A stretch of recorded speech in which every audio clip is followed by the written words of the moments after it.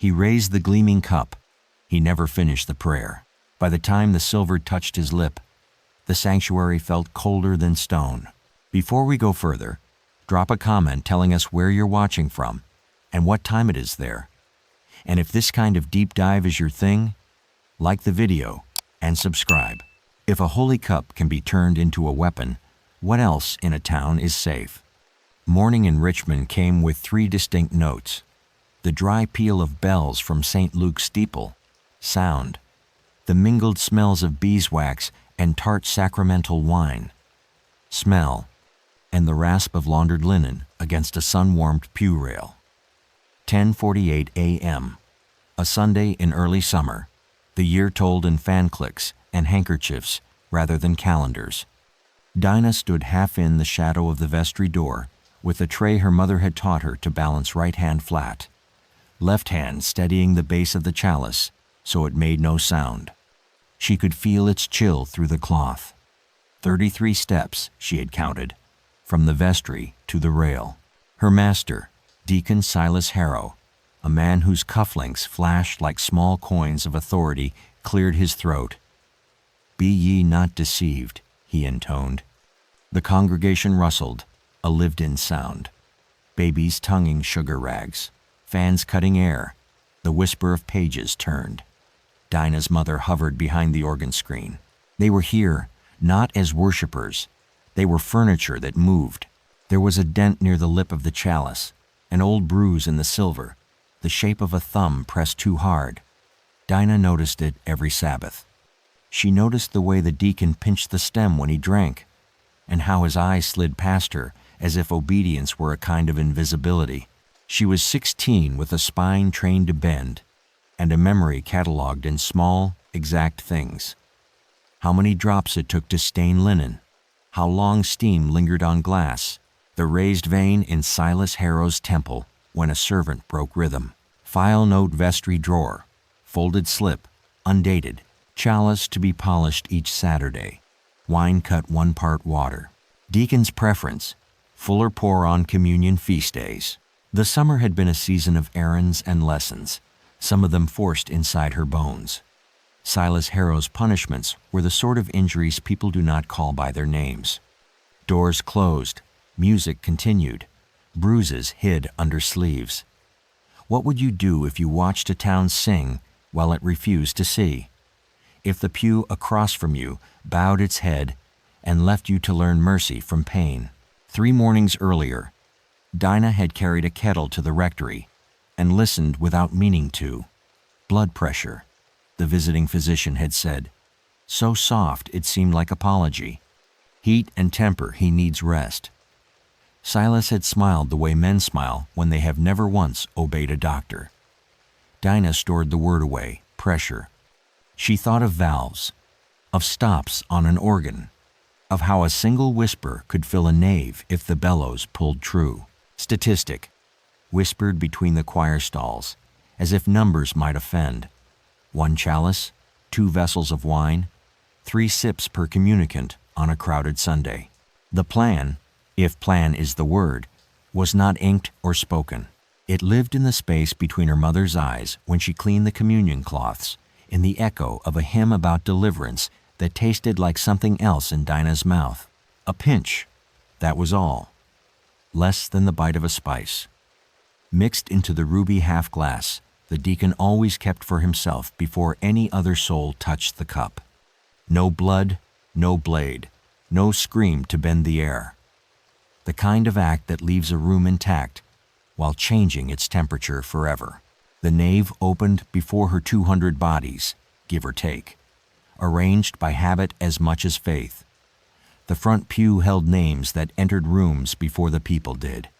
At the back stood men who lived on the edge of invitations. Midway down, a line of boys with slicked hair rehearsed being righteous. Christ the Lord invite, Silas lifted the chalice. Dinah stepped forward. The stem was cool in his hand. The dent in the lip caught the light. His mouth shaped a blessing as if the words were coins he owned. The cup remembers. The first swallow was a staging of piety. Eyes to heaven, wrist turned, throat working. He paused, to savor. If a man has spent his life translating power into taste, even holiness becomes a flavor he expects to possess. The second swallow slid without remark.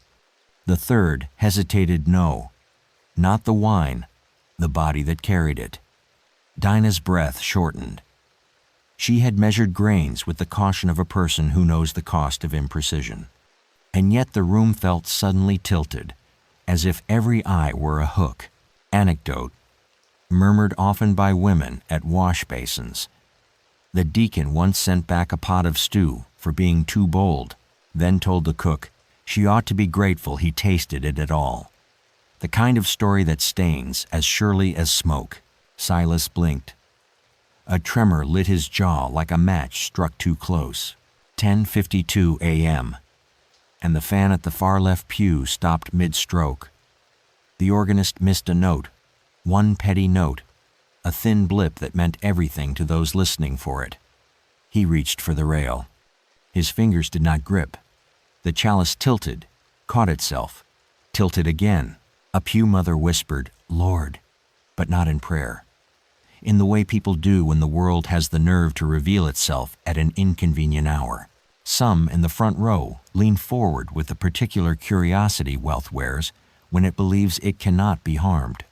Others, farther back, thought of a boy whipped in the yard and pretended they had thought of nothing at all. What would you do if judgment wore a familiar face and fell at your feet? Silas Harrow's knees met wood, a soft sound that still managed to bite. He did not cry out. His mouth opened and found no language. In the moment before his weight told the floor what to do, Dinah saw the map of his veins pulse once, then slow, then stubbornly try to continue, as if a body could negotiate with truth. Apoplexy, someone said too quick, like a script fetched from a locked drawer. The heat, another offered, fanning harder, as if air were an alibi. A deacon from the opposite aisle reached for the chalice and failed to notice the dent under his thumb. The choir stalled on a vowel, hung there, then slipped into silence like cloth pulled from a table. Primary source. Parish register scribed later in careful hand. On the Lord's Day, early summer, St. Luke's, Richmond deacon S.H. succumbed at the altar, cause God's will. 2 lines down, smaller ink. Dinah Trey Girl questioned. I present. For Dinah, time became a string pulled taut. She did not move. To move would be to confess a story no one had asked to hear. To stay was to court a different sentence. Her mother's face appeared at the corner of the screen, the kind of fear that knows conversations in back rooms. Voices rose, a hat tipped, a Bible thudded closed. The town's order fluttered like a paper pinned badly to a wall. Re-engagement loop. Was this poison or providence? If a cup can carry both, who decides which word wins the day? By the time the clock struck 11, the sanctuary had divided into 2 catechisms. God's judgment, a voice insisted, loud enough to be brave, quiet enough to be safe. Murder, said another, already turning its head toward the dark-skinned girl with the steady hands. The usher barred the side door. The deacon's wife stared at Dinah as if vision itself could be a verdict. Fetch the sheriff, someone ordered. The tray in Dinah's hand shivered once, a faint ring of silver on silver, and in the hush that followed, the chalice rolled, kissed the floor, and spun to a stop, pointing straight at her. The chalice gleamed. The cord tightened. Justice, or something dressed in its clothes, was about to be performed. When a town is hungry for certainty, it often mistakes punishment for truth. By mid-afternoon, the vestry reeked of sweat and lamp oil, the heat trapped beneath low beams. Sheriff Amos Greer stood with his thumbs tucked into his belt, the dented chalice between him and Dinah. Its silver caught the flicker of a candle, throwing warped shadows across her face. Say the word poison, he demanded. His voice was steady, but his eyes darted to the door where townsfolk whispered just beyond. Dinah's lips remained pressed shut. 3 sensory cues mark the moment: the metallic tang of the chalice, smell, the creak of a rope coil hung on the wall, sound, and the rough weave of the chair pressing against Dinah's arms, texture. Every detail etched itself into her memory, as if the room itself were writing a testimony. Greer called for witnesses. One by one, parishioners were ushered inside. Each was asked, "Did you see her pour? Did you hear her whisper? Did you notice anything strange?" None had, but absence of evidence was reinterpreted as complicity. "She had opportunity," a merchant insisted. "She carried the tray," another affirmed. "Her silence tells it all," said a woman near the window, her voice sharp as cut glass. They always looked away from the man who fell and toward the girl who could not speak.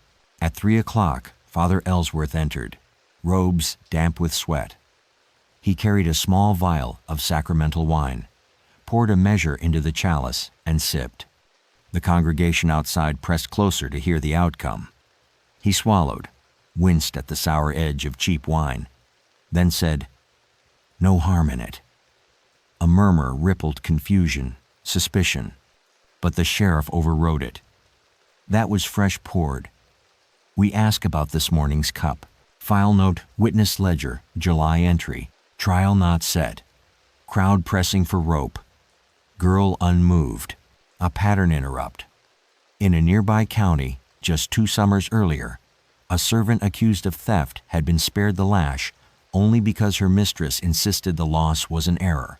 Richmond's folk remembered. But no mistress spoke for Dinah now. Sheriff Greer placed his hand on the dented rim and declared, "We cannot know if the Lord struck the man or if poison did, but order must be kept." His voice carried through the cracked windows into the courtyard, where families waited, murmuring prayers that were more about stability than salvation. Dinah's mother pushed forward, clutching the hem of her apron. "She is a child," she pleaded, but the sheriff shook his head. "The town must see discipline, or chaos will eat us whole." He ordered Dinah bound tighter and taken to the holding shed behind the courthouse. Re-engagement loop. Why did the sheriff speak of chaos when it was only truth the town feared? The walk across the square burned under the July sun. People lined the edges, eyes sharp with hunger for spectacle. Some muttered, "God's will." Others whispered, "Hang her." But few met Dinah's gaze. She passed the cobbler who once praised her needlework, the baker's wife who had smiled when Dinah fetched flour, the boys who had mocked her ribbon braids. None stepped forward now. What would you do if your neighbor's silence was the rope around your neck? Inside the courthouse shed, the air was sour with old straw and damp stone. Dinah was left with her wrists tied, a bucket in the corner, and the echo of distant bells. Time slowed. She counted them 4, 5, 6. Each toll seemed to erase one more chance of mercy. By 7 o'clock, the sheriff emerged before the crowd with the chalice raised. "This day has tested us," he proclaimed. "Our deacon lies cold. Our girl sits bound. We must ask not just what happened, but what God demands we do." The sun dipped low, throwing the steeple's shadow across the square like a pointing finger. People shifted uneasily, torn between hunger for judgment and fear of divine retribution. The sheriff's hand lingered on the chalice as though it were both evidence and relic. And then came the words that bent the town's breath. "Tomorrow at dawn, we gather again. Verdict will be spoken, and punishment will follow." Cliffhanger. What punishment would satisfy both God and man, and could any girl survive such a verdict? The crowd dispersed, but the fear did not. Behind locked doors, Richmond rehearsed a verdict before the sun could rise. When a town agrees to silence, night itself becomes a jury. The courthouse shed pressed close, with its smells mildew in the wood. Sour straw dampened by rain seeping under the door, the sharp tang of iron nails jutting from the wall. Dinah sat with her knees drawn up, cords biting her wrists, her breath slow and measured. Through the cracks, She could hear the town settling into uneasy quiet. Shutters pulled tight. Dogs barking once and silenced. A fiddle tune drifting faintly before being cut short. It was a Richmond evening unlike any other, thick with anticipation, as though the entire town inhaled but refused to exhale. At 8 o'clock, Sheriff Greer made one last round. He leaned in the doorway, hat shadowing his face. "Best speak before morning," he told her. "Confession softens the rope." Dinah met his eyes, unflinching. Silence again was her weapon. He muttered and left, the echo of his boots fading into the dark. Anecdote told years later by a laundress. "That night, I swore I heard her humming. A slow tune, like the ones her mother used to soothe children. But maybe I dreamed it. The air itself hummed." Back in town, fires crackled in hearths, but conversations were hushed. Some said the deacon's death was the Lord's punishment for arrogance. Others said poison did what courage had not. Still others swore that the girl's silence was proof enough. Yet none spoke above a whisper. No one wanted to be the first to defend or the first to condemn. 3 sensory cues in the deacon's house that night. The sweet sour odor of wine spilled on oak. The sticky grit of ashes cooling in the fireplace. The mournful creak of rocking chairs where his widow sat without tears. She stared into the shadows, her fingers tracing the rim of a goblet as if it might answer her unspoken questions. File note widow's account, scribbled and found later. Silas drank, Silas fell. His face was gray as wax. God or girl, I cannot say.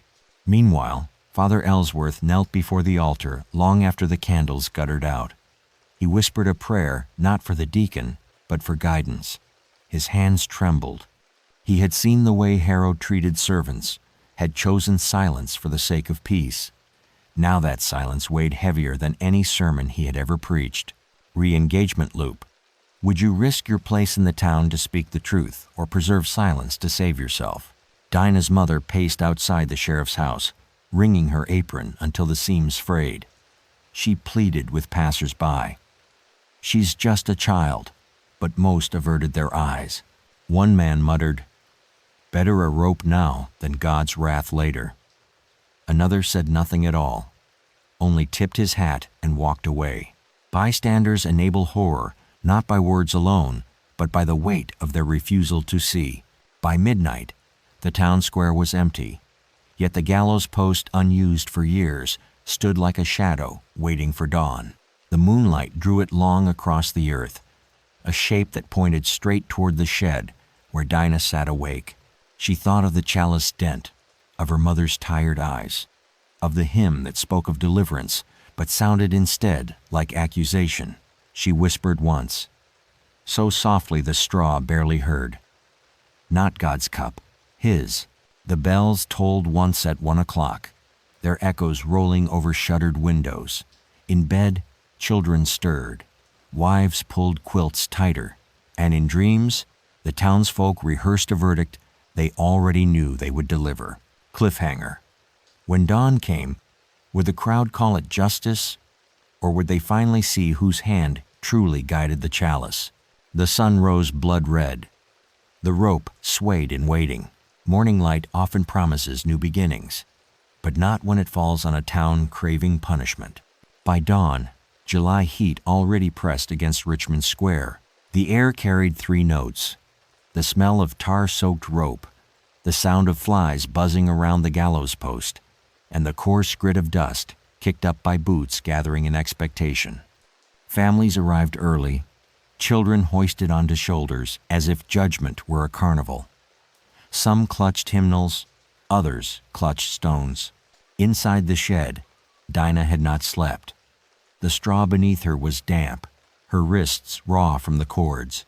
She traced with her eyes the cracks in the boards, each one a line leading outward, a path she could not take. At 6:30 a.m., Sheriff Greer entered with 2 deputies. He carried the dented chalice in one hand, like a relic of evidence, like proof made into silver. "You'll walk quiet," he told her. She rose without word, spine straight, steps measured. The crowd parted as they let her through. Mothers gasped. Men muttered. A boy shouted, "Poisoner," before being hushed by his father. And yet a few faces softened, an old woman pressing a handkerchief to her lips, a carpenter lowering his eyes in shame. Still, no one stepped forward. File note, parish record, July entry. Girl Dinah brought before the people at first light. Sheriff declared order must be seen. At 7 o'clock, Father Ellsworth mounted the wooden platform, Bible in hand. He opened his mouth, but his voice faltered. What sermon could reconcile mercy with the hunger for vengeance that buzzed through the square? He cleared his throat. "God alone judges," he said finally. Thin words that satisfied no one. Sheriff Greer raised the chalice high. This vessel carried death. She alone bore it to the altar. We cannot prove God's hand, but we can see hers. He gestured, and a deputy looped the rope. The crowd murmured. A low thunder rolling through bodies pressed shoulder to shoulder. Pattern interrupt. In the year 1849, just 12 miles away, another servant girl had been accused of theft. The court acquitted her only after the merchant confessed he had misplaced the coins. Richmond's folk remembered that too, but conveniently forgot the acquittal when faced with this spectacle. Dinah stood firm, her eyes fixed on the horizon. She did not tremble. The rope brushed her cheek as it swung in the morning breeze. Her mother cried out, breaking through the crowd, apron stained with earth where she had knelt all night in prayer. "She is innocent," she screamed. Deputies held her back. What would you do, standing in that square? Would you silence a mother, or let her grief split the morning wide open? Re-engagement loop. Could the chalice itself betray the truth, or would the people only see what they already believed? Sheriff Greer placed the chalice on a table beneath the gallows. "By this cup we know guilt," he declared. "By this rope we restore order." The crowd's roar rose, some chanting, "Justice," others whispering, "Mercy." The line between them blurred in the heat. As the noose tightened around Dinah's neck, a shout broke through. "Stop!" All eyes turned. Father Ellsworth held aloft a folded page, his hand trembling. The deacon was warned his physician wrote of weakness, of the danger of apoplexy. "I have it here." He read aloud, voice cracking, words of warning that Silas Harrow had ignored. The crowd rippled with unease. Could God's judgment have struck by natural means? The sheriff's jaw clenched. Or poison hastened what sickness began? He looked at Dinah, then at the crowd. "Do you want doubt, or do you want order?" The people shouted back, louder than the bells that rang 8 o'clock. "Order, order, order, cliffhanger." As the rope tightened and the crowd demanded certainty, who among them would dare to speak against the verdict before it was too late? The rope held steady. The crowd's chant grew louder, but a single word, spoken at the right time, can fracture even the strongest chorus. When mobs taste blood, it takes a rare voice to remind them of conscience. 8:15 a.m., the July sun higher now, pressing sweat into collars and bonnets. The square was a stew of smells. Horse dung baking in heat, fried corn cakes carried from a vendor's tray, the acrid tang of hemp rope twisting above Dinah's head. She stood still, a silhouette against the brightness, while the sheriff raised his hand for silence. And then, from the back of the crowd, came a shout. "Wait!" The voice belonged to Elijah Cross, a carpenter known for blunt honesty. He pushed through, wood chips still clinging to his shirt, and mounted the steps of the gallows.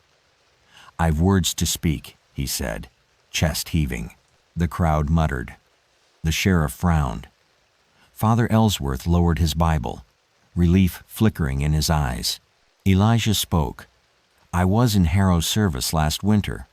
I saw him beat the boy servant till he near couldn't walk. I heard him curse the girl's mother for a cracked plate. And I saw with my own eyes the man swallow his draft's heavy brandy before church, wine during, more after. His heart was a keg ready for a spark. Are we so sure this girl struck it? Gasps, murmurs, a ripple of unease through the crowd that had demanded order minutes before. File note testimony ledger, scrawled by a clerk. Elijah Cross, carpenter, swore to Harrow's cruelties. Named brandy, named beatings. Crowd restless. Pattern interrupt. A farmer spat in the dust and muttered, I once saw Harrow strike a mule for balking at mud. His words carried, adding weight. For the first time, the chant for order faltered. Yet the sheriff thundered back, This is no trial of Harrow's sins. This is a reckoning for a death in God's house. His hand struck the chalice, making it ring. The sound rolled across the square like a bell without blessing. Re-engagement loop. Was it courage or folly for Elijah to speak when every word painted a target on his back? The carpenter faced the sheriff squarely. If you hang her, you hang our own guilt too. For every one of us who saw and said nothing. His voice cracked, but he did not back down. Some in the crowd shifted, shame pooling in their silence. A mother pulled her son close and whispered, He's right. A merchant's wife turned her face away, unwilling to meet her own reflection in his words. And yet, a murmur of defiance rose too. The girl's hands poured the cup, shouted a miller. She alone carried it. Dinah's mother screamed from the crowd, Look at her eyes. Does she look guilty? But desperation rarely convinces those who have already chosen blindness. The sheriff's face hardened. Enough, he barked. The town will not fracture over one servant's fate. He gestured for the rope to be drawn taut. Elijah Cross gripped the platform rail, knuckles white. If you do this, you'll curse us all, he warned. His words hung heavier than the noose itself. The bells tolled 9 o'clock, their iron tongues clashing with the heartbeat of the town. The sound scattered crows into the sky, their wings blotting the sun for a moment, as if the heavens themselves turned their eyes. Cliffhanger. Would the sheriff silence dissent with the rope, or would the crowd itself decide that one girl's death was too costly a price for their denial?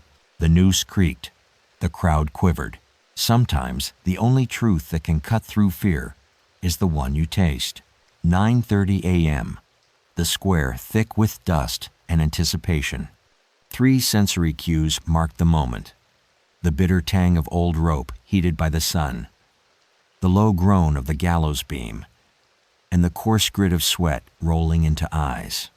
Sheriff Greer, jaw set like stone, held the chalice aloft once more.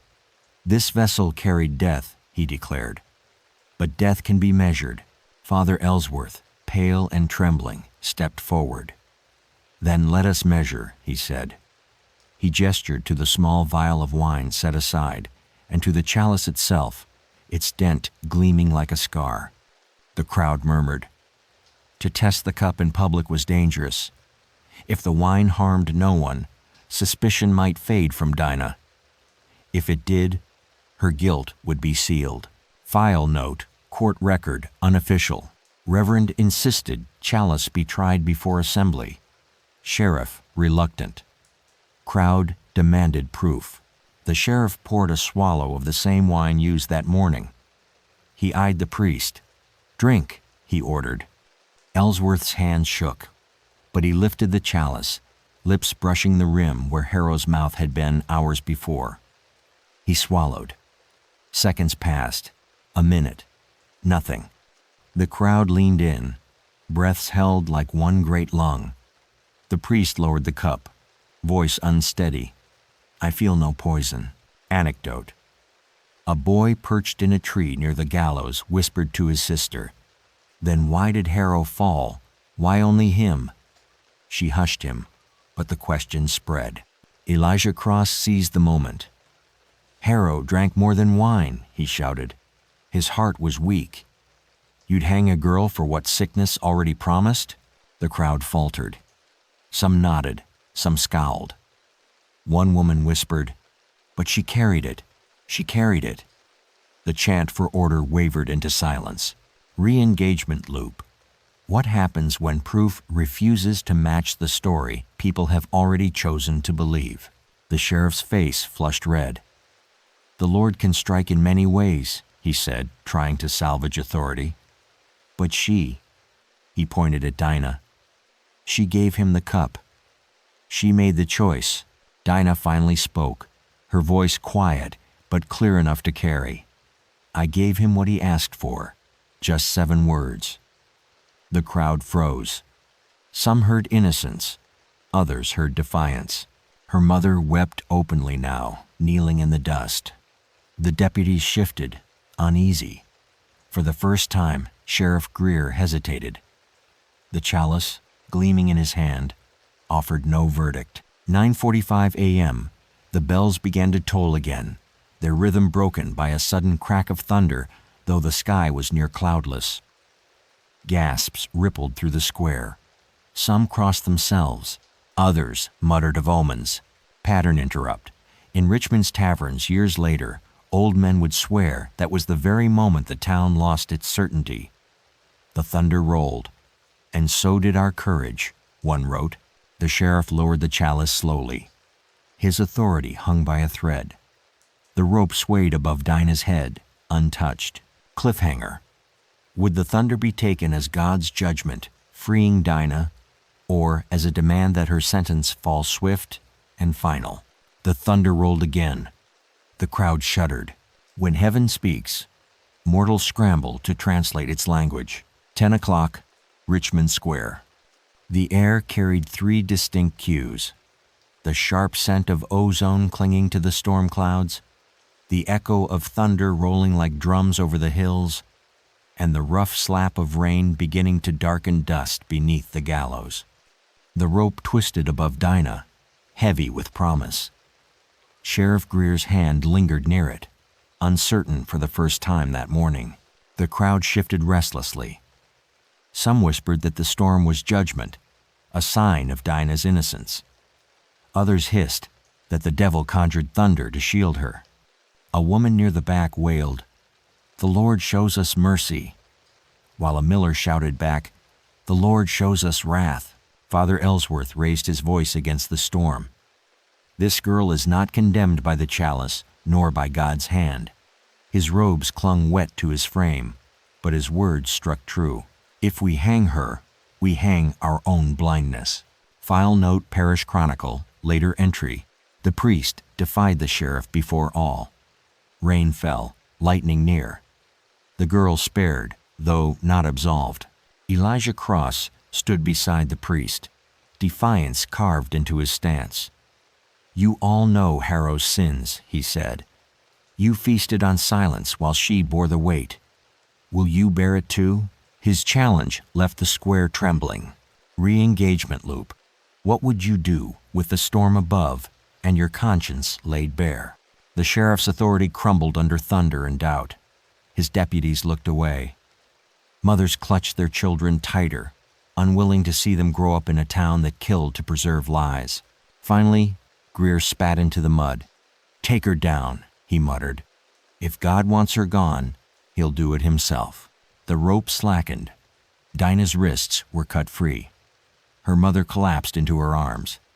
The storm broke fully then, sheets of rain scattering the crowd. Some rejoiced, some cursed, but all carried away the image of a girl spared by thunder. Pattern interrupt. In the years that followed, no man or woman in Richmond could agree on what they had seen that day. Some swore the lightning struck the steeple as the noose loosened. Others claimed it was nothing but summer rain. But none forgot the sight of the chalice gleaming in the storm. Cliffhanger.